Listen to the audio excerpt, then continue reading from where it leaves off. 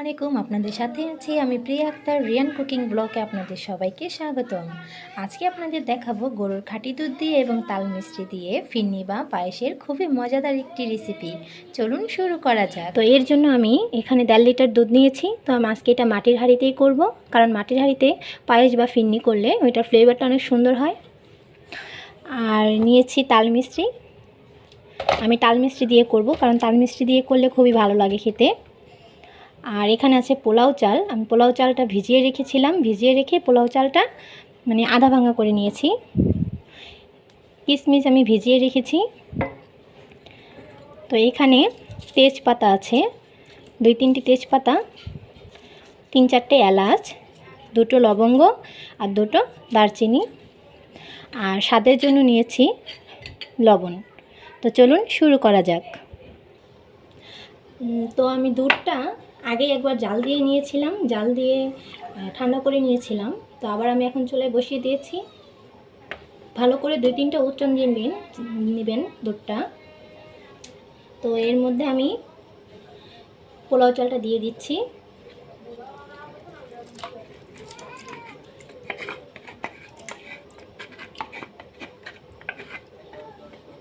পোলাও চালটা দিয়ে ভালো করে নিয়ে নেবেন।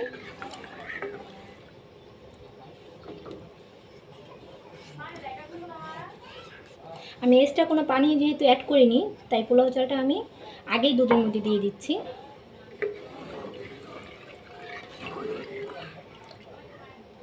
আমি ভালো করে পোলাও চালটা ফুটিয়ে নিব। আমি এখনই চিনি অ্যাড করব না, চিনি অ্যাড করলে কিন্তু চিনি বা তাল মিষ্টি যেটাই হোক, আমি এখনই মিষ্টিটা অ্যাড করব না। অ্যাড করলে কিন্তু আমার পোলাও চালটা ভালো করে ফুটবে না। সো আমি এর পরবর্তীতে চালটা যখন ফুটে আসবে তখন আমি তাল মিষ্টিটা অ্যাড করব। তো আমি পোলাও চালটা দিয়ে কিন্তু একটু পরে পরে নেড়ে দিব। নেড়ে না দিলে কিন্তু পোলাও চালটা দলা পেকে যেতে পারে। তো আমি একটু পরে পরে নেড়ে দিচ্ছি। তো এটাতে আমার দুধটাও ভালো করে জাল পাওয়া হবে এবং আমার পোলাও চালটাও ভালো করে সেদ্ধ হয়ে যাবে। আমি এই পর্যায়ে যে মশলাগুলো রেখেছিলাম এগুলো দিয়ে দিচ্ছি।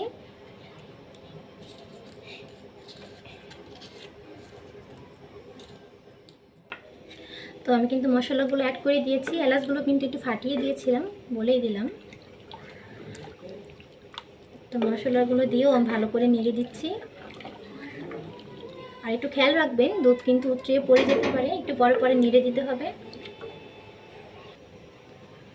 তো দেখুন আমার দুধটা কিন্তু প্রায় আবার উতরিয়ে আসতেছে প্রায়। তো আমি আস্তে আস্তে এটা নাড়তে থাকবো। দুধ কিন্তু উতরিয়ে পড়ে যেতে পারে, এই সময় একটু খেয়াল রাখতে হবে আর একটু পরে পরে নাড়তে হবে। তো দেখুন আমার চালটাও কিন্তু ওই যে আস্তে আস্তে ফুটে যাচ্ছে। আমি কিন্তু এটা একটু পরে পরে নেড়ে দিচ্ছি, এই ফাঁকে আমার চালটাও হয়ে যাচ্ছে। আমি কিন্তু চালটা ভিজিয়ে রেখেছিলাম আর চালটা একটু আধা ভাঙা করে দিয়েছি। আপনারা চাইলে চালটা ভিজিয়েই দিয়ে দিতে পারেন, আধা ভাঙা না করলেও চলবে। কারণ কিছু দিয়ে ঘুটে দিলেও এটা অনেক সময় চালটা ভেঙে হয়ে যায়।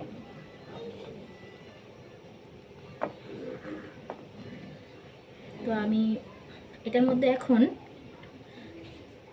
স্বাদটা ব্যালেন্স করার জন্য অল্প পরিমাণে লবণ দিয়ে দিচ্ছি।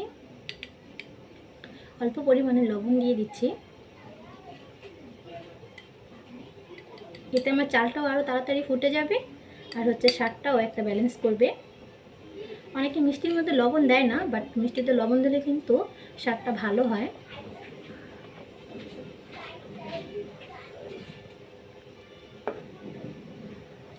তো দেখুন আমার চালটা প্রায় হয়ে আসছে, ফুটে যাচ্ছে। আমি এর মধ্যে এখন তাল মিষ্টিটা দিয়ে দেব। আপনারা চিনি দিয়েও করতে পারেন, বাট যদি আমার রেসিপিটা ফলো করেন আপনারা তাল মিষ্টি দিয়ে একবার করে দেখবেন, খুবই ভালো লাগে খেতে। আর আমি এখানে গরুর দুধ নিয়েছি, খাঁটি গরুর দুধ নিয়েছি। আপনারা চাইলে গরুর দুধ দিয়েও করতে পারেন অথবা এমনি প্যাকেটের দুধ দিয়েও করতে পারেন। আমি এখানে মিষ্টিটা বুঝে দিচ্ছি।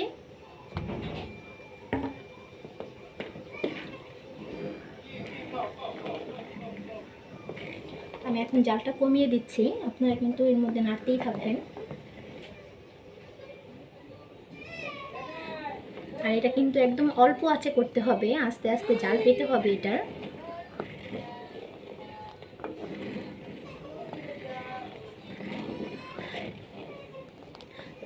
তো আমি এখন এটা নাড়তে থাকবো, তাল মিষ্টিটাও এর মধ্যে গলে যাবে।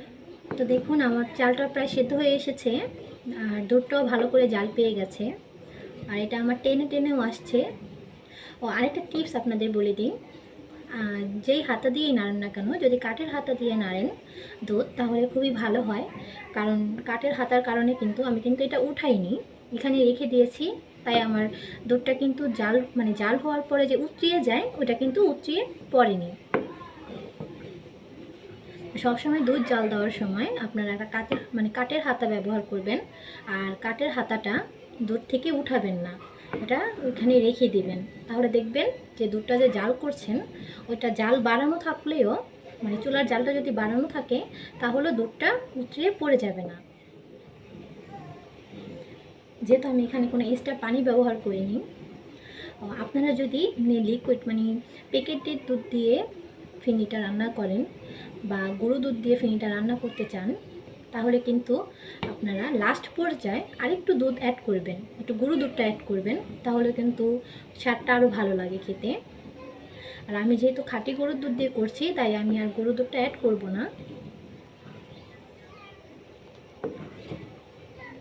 আর আপনারা অনেকেই মশলাটা কামড়ে পড়ার ভয়ে কম ব্যবহার করেন, তো আমি পরিমাণ মতোই ব্যবহার করেছি।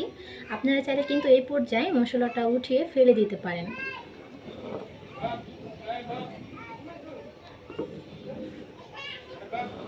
তো দেখুন আমার এটা আস্তে আস্তে জাল হচ্ছে, আর একটা উপরে একটা সরের মতো পড়ছে, কালারটাও অন্যরকম চেঞ্জ হয়ে এসেছে। আমি এই পর্যায়ে একটু পরে পরে নেড়ে দিতে থাকবো। মোট কথা হচ্ছে পায়েসটা বা ফিরনিটা আপনারা যেটাই রান্না করেন না কেন, ওইটা রান্না করার সময় একটু পরে পরে নেড়ে দিতে হবে। তো দেখুন আমি কিন্তু এটা অনেকক্ষণ জাল পিয়েছি, চালটাও সেদ্ধ হয়ে গেছে, দুধটাও ভালো করে জাল পিয়েছে, আর উপরে একটা সরের মতো পড়ছে, কালারটাও চেঞ্জ হয়ে গেছে। আর আপনারা দেখে বুঝতেই পারছেন যে আমি কতটা ঘনত্ব রেখেছি। আমি কিন্তু মিষ্টিটা চেক করে নিয়েছি, আমার কিন্তু আর পরে তাল মিষ্টি বা চিনি যেটাই হোক আমার আর অ্যাড করতে হয়নি। আপনারা কিন্তু মিষ্টিটা চেক করে নেবেন, যে যতটুকু মিষ্টি খান ওইটুকুই পরিমাণ মতো অ্যাড করবেন। তো আমার এটা প্রায় হয়ে এসেছে।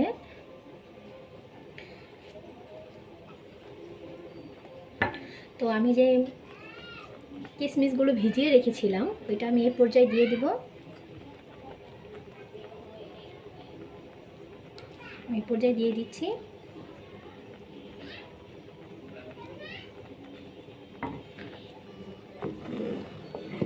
আপনারা চাইলে এটাতে বাদাম অ্যাড করতে পারেন, কাজু বাদাম বা যে বাদামটা পছন্দ করেন অ্যাড করতে পারেন। বাদাম অ্যাড করলে এটার স্বাদটা আরও ভালো হয়। আমার কাছে ছিল না তাই আমি অ্যাড করিনি। বা এখন বাদামটা অ্যাড করবেন যখন পরিবেশন করবেন, গরম গরম ওইটার উপর দিয়ে দিবেন, তাহলে হবে। বাদামটা এই পর্যায়ে অ্যাড করা লাগবে না।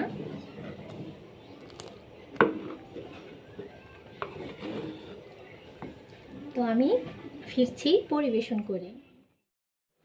আর আমার রেসিপিটি যদি আপনাদের ভালো লেগে থাকে লাইক করবেন, কমেন্ট করে জানাবেন, আর বেশি বেশি শেয়ার করে দেবেন। আর আমার চ্যানেলের নতুন নতুন রেসিপি পেতে আমার চ্যানেলটি সাবস্ক্রাইব করে আমার সাথে থাকবেন। ধন্যবাদ।